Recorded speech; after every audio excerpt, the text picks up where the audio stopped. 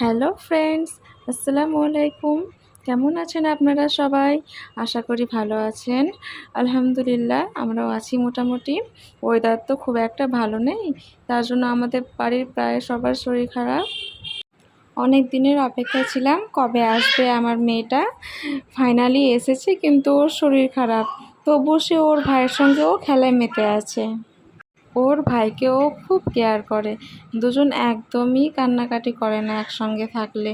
তখন আমরাও ফ্রি থাকি, ভালো থাকি যে ওরা ওদের মতো মেতে আছে, খেলা করে।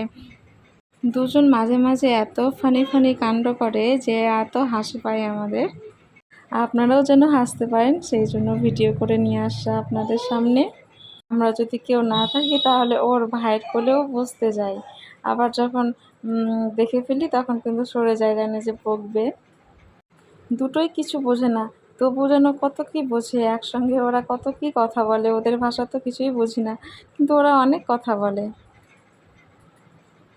দুটো বেবি ঘুমিয়েছিল, ওর শরীরটা ভালো নেই বলে উঠে গেছে, আর ওর ভাই এখনও ঘুমোচ্ছে। আমারও শরীরটা ভালো করছে না খুব একটা, মনে হচ্ছে সর্দি লাগবে।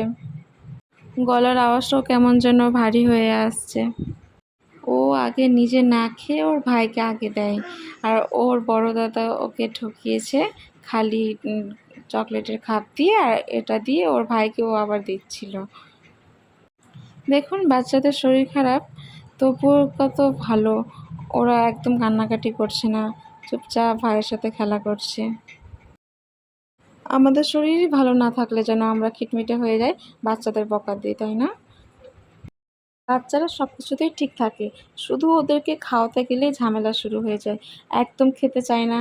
ও তো ছোট বলে ও মোবাইল দেখেও খায় না, আর বড়টা তো মোবাইল দেখে খায় শুধুমাত্র।